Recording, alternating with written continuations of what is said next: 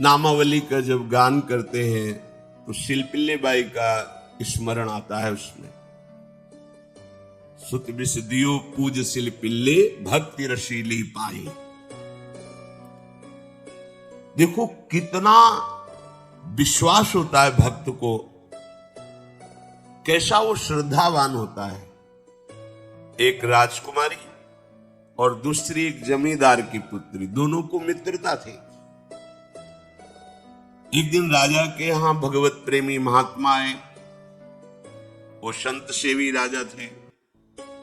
महात्मा जन आते रहते थे और महात्माओं का कार्य ही होता है निरंतर अपने प्रभु की सेवा और सुमिरन में मगन रहना। सेवा सुमिरन ये बहुत बड़ी सामर्थ्य है। अगर हम हर समय सेवा और सुमिरन में रहें तो कभी कोई माया प्रपंच हमें परास्त नहीं कर सकता।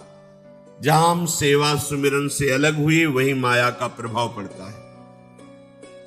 भगवान का शालिग्राम स्वरूप उनके पास था। खूब भाव से सेवा कर रहे थे और नवीन अवस्था की कोमल हृदय वाली ये दोनों सखियां देख रही थी। इनके मन में आया ऐसे हम भी ठाकुर सेवा करेंगे। देखने से सुनने से हमारे हृदय में प्रभाव पड़ता है। गंदी बातें देखेंगे, गंदी बातें सुनेंगे, उसी का चिंतन होगा, हृदय गंदे आचरणों की प्रेरणा वाला बन जाएगा। अगर हम भागवतिक बातें सुनेंगे, भागवतिक दर्शन करेंगे तो भागवतिक चिंतन होगा, हृदय भागवतिक प्रेरणा वाला बन जाएगा। कई दिन संत भगवान रुके, रोज सेवा कीर्तन कथा, सरल हृदया। उन दोनों सखियों में बात आई कि चल करके संत भगवान से कहते हमको भी ठाकुर जी दीजिए। दोनों ने चरण पकड़कर प्रार्थना की, गुरुदेव हमारे हृदय में भी इच्छा हो रही कि हमें ठाकुर सेवा मिले। अब दोनों बच्चे ही थे। संत भगवान ने विचार किया सेवा पद्धति में बहुत सावधानी की आवश्यकता होती है। अभी ये बच्चे हैं, कहीं सेवा अपराध न बन जाए। सेवा अपराध भी होता है। उपासना में चलने वाले उपासक को सेवा अपराध और उप सेवा अपराध 32 ये 64 इन पर सावधान रहना चाहिए। ये गलती नहीं होनी चाहिए। जैसे आप ठाकुर सेवक हैं, अपने घर में सेवा विराजमान किए हुए हैं। अब जैसे आपको ठाकुर जी के दर्शन के लिए जाना है, जहां तक ठाकुर जी के दर्शन करने के लिए जाना है, हो सके तो पादुका ना पहने, नंगे पैर दर्शन करने जाए। यदि आप में ऐसी सामर्थ्य नहीं है किसी कारण से, तो सीढ़ियों में पादुका नहीं पहनना चाहिए। जहां से मंदिर की सीढ़ियां हैं, पादुका उतार कर माथा रखकर सीढ़ी में फिर चढ़ना चाहिए। खड़ाओं या पादुका पहन करके श्री विग्रह के दर्शन करने के लिए जाने में फिर अपराध लगता है। अरे अपने मालिक के दर्शन करने जा रहे हैं, स्वामी के दर्शन करने जा रहे हैं, प्रभु के दर्शन करने जा रहे हैं, तो अपनी कुटिया से और मंदिर तक नंगे पैर जाना चाहिए। ये भावना रखनी चाहिए। भरत जी जा रहे हैं प्रभु के दर्शन करने के लिए, अयोध्या से पैदल ही चले थे, तो सुकुमार चरणारविंद तो बड़े बड़े फफूके छाले पड़ गए थे। वशिष्ठ जी ने देखा, सबने मिलकर भरत जी से कहा पालकी पे बैठ जाइए। तो उनका हाँ, मेरे प्रभु यहाँ नंगे पैर चले हैं और मैं पालकी पे बैठ जाऊं? उचित तो ये है कि अपने प्रभु के दर्शन के लिए मैं जा रहा हूं, तो जहां जहां प्रभु के चरण पड़े वहां मेरा शीश पड़े, अर्थात सिर भर जाऊं। उचित मोरा सबते सेवक धर्म कठोरा। यहां मैं सर के बल चल के जाऊं पर असमर्थ हूं। तो आप कह रहे हैं पैर में छाले पड़ गए, आप सवारी में बैठ जाइए। ऐसा नहीं हो सकता। तो अपने प्रभु के दर्शन करने के लिए जब जाए, तो हो सके सामर्थ्य हो तो पादुका न पहने, कोई खड़ाऊं चप्पल जूता आदि ना पहने। अगर पहने तो बस सीढ़ी तक ही पहन कर जाए, ऊपर सीढ़ियों के नहीं। इतने सुकुमार मत बनो, ये आग में जलाया जाएगा शरीर, ये गाड़ दिया जाएगा शरीर, इससे ज्यादा प्यार न करो। अब इतना दृढ़ विश्वास कि ये बच्चे हैं, सेवा भाव कैसे पूर्ण कर पाएंगे? तो उन संत भगवान ने दोनों बच्चियों से कहा, कल ठाकुर जी लाएंगे, हम आपको दे देंगे। तो गांव में घूमे तो आसपास गोले गोले से पत्थर मिले, पत्थर लाए दो और कहा कि ये लो तुम्हारे ठाकुर जी। दोनों को देखो, गुरु वचनों पर और गुरु प्रदत्त सेवा वस्तु पर कितना भाव होना चाहिए। उन्होंने दृढ़ विश्वास किया कि मुझे भगवान गुरुदेव ने दिया, ये भगवान है मेरे। दोनों ने अपने हृदय से लगाया। अब एक जमींदार की पुत्री थी कि राजकुमारी, स्वर्ण के सिंहासन में, और उनका नाम रखा सिलपिल्ले ठाकुर। सिल पत्थर, तो उन्होंने कहा तुम्हारे ठाकुर का नाम सिलपिल्ले गोविंद है। दोनों सिंहासन पर रखकर आराधना कर दी। भाव प्रतिपल बढ़ता गया, नाम निरंतर जप। गुरु प्रदत्त ठाकुर पर विशेष चमत्कार हृदय में प्रकट होता है यदि उन्हीं की नियमावली से चलो। अपने मन से बाजार से खरीद लाए, विराजमान किए हैं, कभी सेवा की कभी नहीं की, वो भी अच्छा है, कम से कम भागवतिक भाव तो है, लेकिन सिद्धि जो प्राप्त होती है वो गुरु कृपा से, गुरु प्रदत्त ठाकुर से। जैसे धन्ना जी को भांग के बट्टे में ठाकुर जी प्रकाशित हो गए, गुरु प्रदत्त। अब ये सखियां जब बड़ी हुई तो इनके ब्याह की बात है। तो जो राजकुमारी थी, उनका राजकुमार से किसी से ब्याह तय हुआ, ब्याह हो गया। अपने माता पिता से जब विदाई ली तो अपने ठाकुर जी को जो सिंहासन में थे, सिंहासन से एक सुंदर पेटी में से और गोद में रखा, और अंदर ही अंदर जल रहे हैं कि प्रभु मैंने प्रीतम आपको माना है। संसार के व्यवहार में ये प्रीतम बना हुआ है, पर प्रभु हमारे प्रीतम दो नहीं हो सकते, हमने हृदय से आपको माना। इसी विचार में वो बड़ी उदास है। पहले पालकियों में ऐसा राज सैनिक चल रहे हैं, पालकियों में वो बहू जा रही है और राजकुमार घोड़े पर। राजकुमार बार बार पालकी के समीप जाता, दर्शन करने की इच्छा होती है ना, तो उदास देखता, मन में बड़ी ग्लानि हुई। उसने कहा, एक नदी थी, उसने कहा यहां हम थोड़ी देर विश्राम करना चाहते हैं, राजकुमारी की पालकी रखी जाए और सैनिक दूर खड़े हो।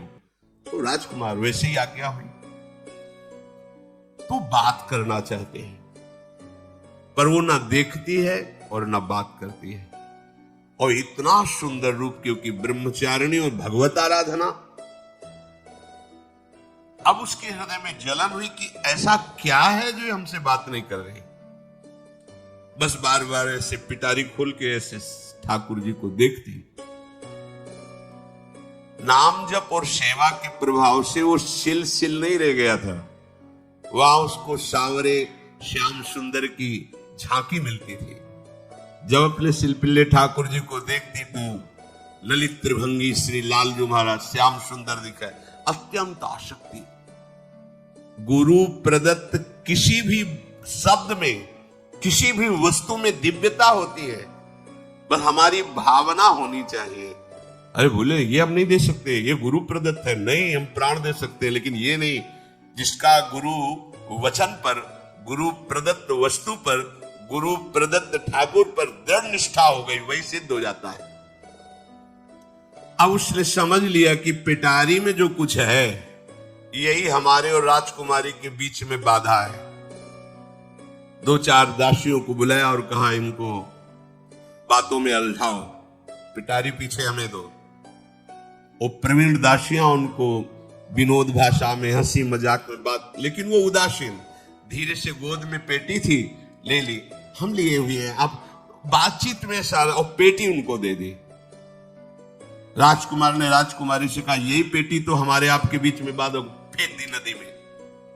अब तो जो उसके हृदय में पीड़ा हुई, भारी व्याकुलता, अब राजकुमार है, सैनिकों के साथ तुरंत पालकी उठवाई, मैं ले गया। पर वो आसक्त है, इतनी सुंदर राजकुमारी, क्योंकि भागवतिक तेज से संपन्न में आकर्षण होता है। राजकुमारी ने कहा, यदि हमारे ठाकुर नहीं तो मैं नहीं। आज से अन्न जल त्याग, प्राण त्याग दूंगी अगर हमारे ठाकुर जी हमारे समीप नहीं तो। आज से अब एक बूंद पा कैसे पिए? अपने ठाकुर को भोग लगा के पाला है और ठाकुर जी फेंक दिए गए।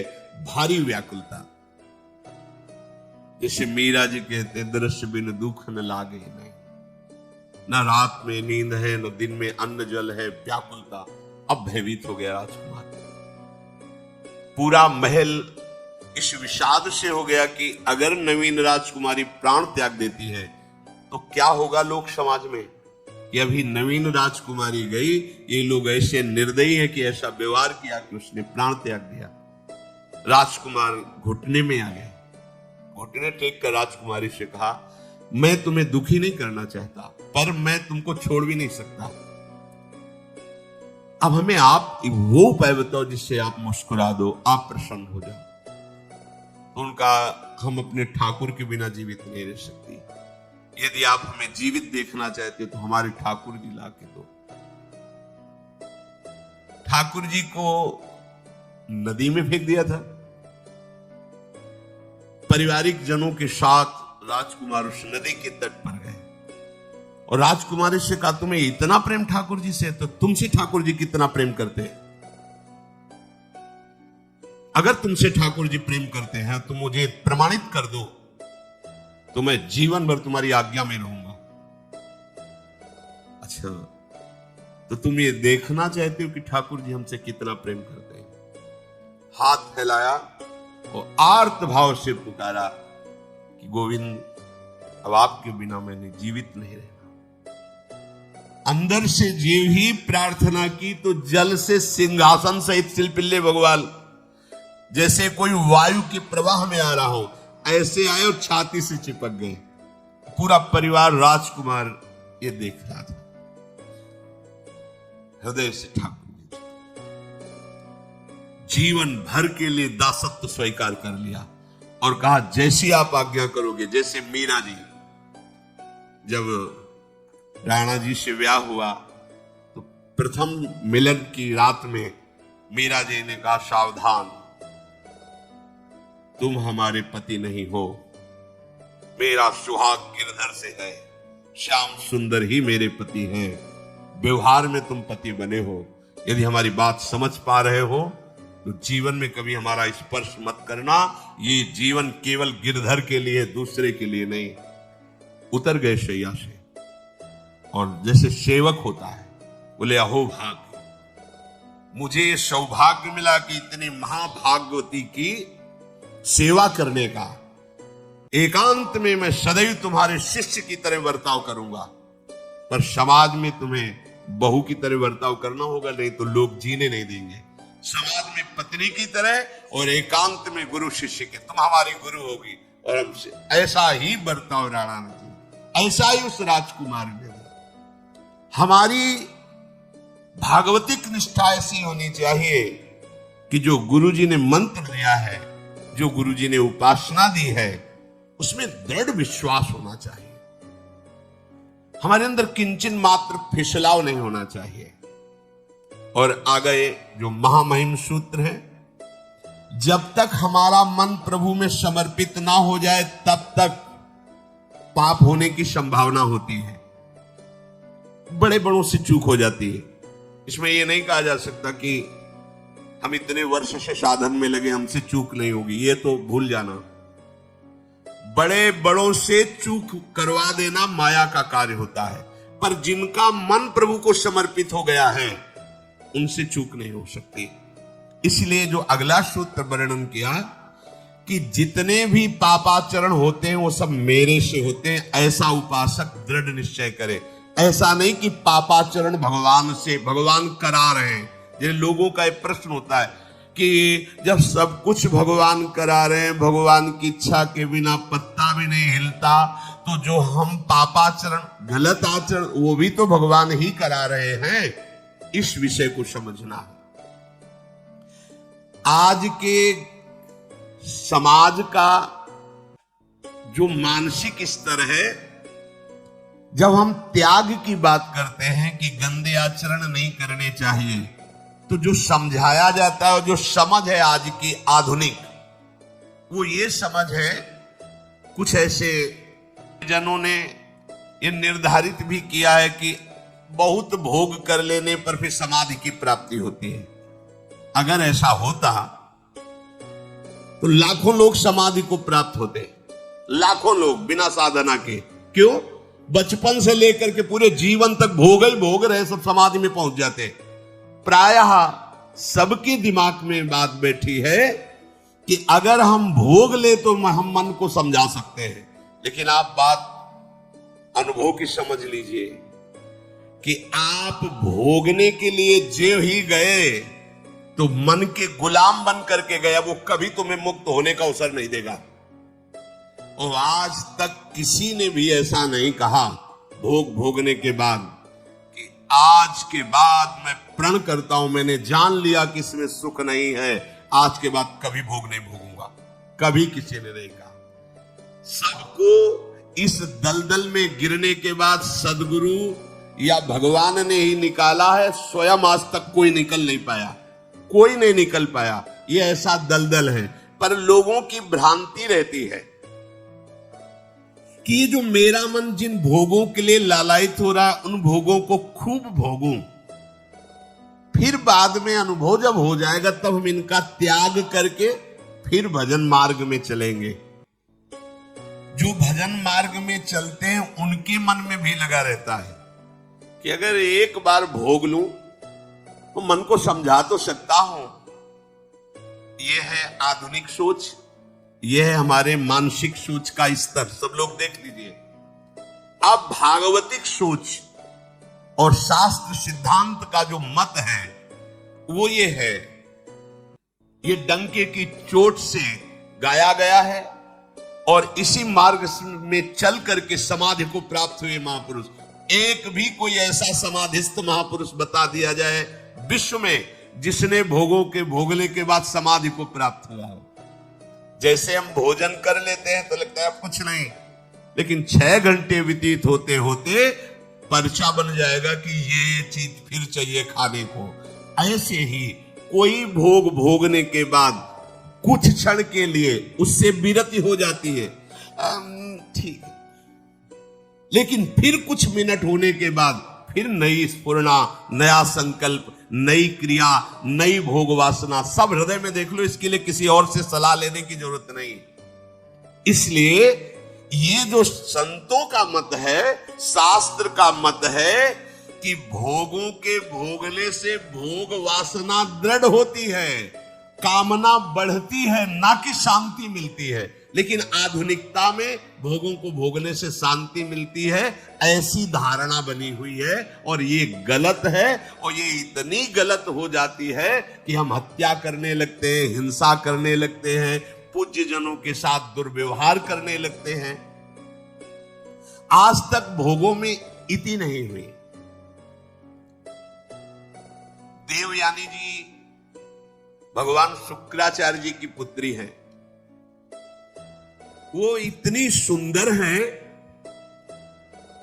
कि कोई अप्सरा भी उनसे होड़ नहीं कर सकती, क्योंकि भगवान शुक्राचार्य की पुत्री जितेंद्री, पवित्र, भगवद आराधन संपन्न।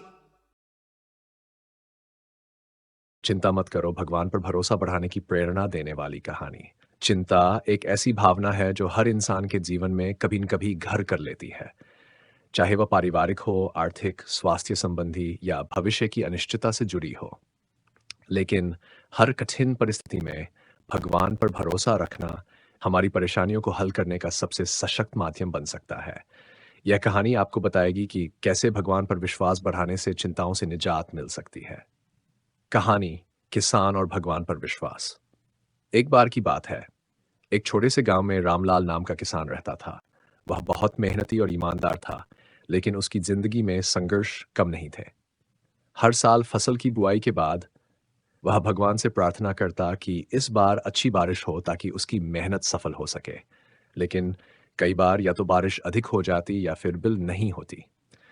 रामलाल धीरे धीरे चिंताओं से घिरने लगा। उसे लगने लगा कि भगवान उसकी प्रार्थना नहीं सुनते। एक दिन निराश होकर उसने अपने खेत में काम करना बंद कर दिया और घर में बैठकर सोचने लगा, क्या मेरी मेहनत और प्रार्थनाएं व्यर्थ हैं? संत की सीख। एक दिन गांव में एक प्रसिद्ध संत का आगमन हुआ।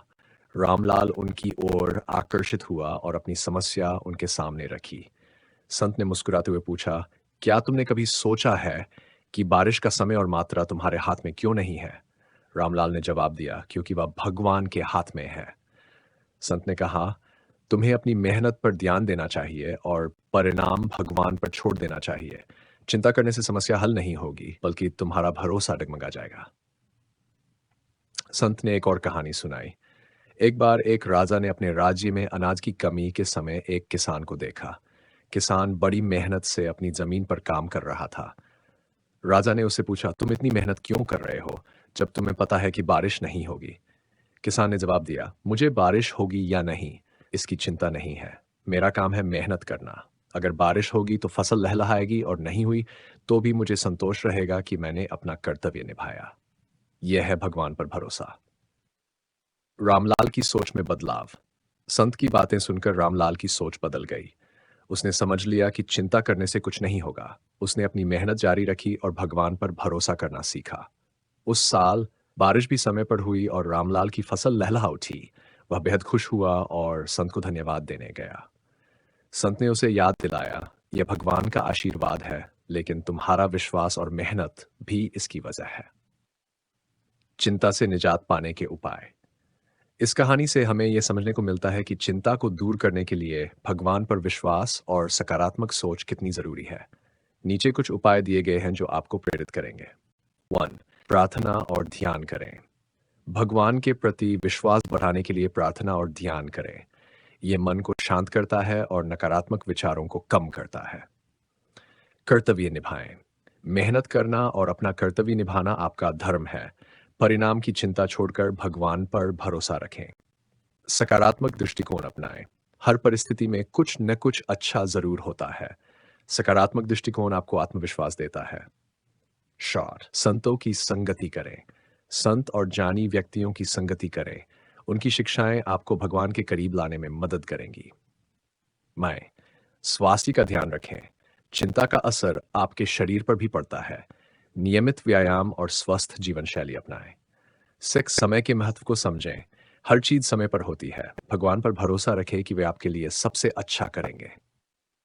निष्कर्ष, चिंता करना स्वाभाविक है, लेकिन इसे अपनी जिंदगी पर हावी होने देना गलत है।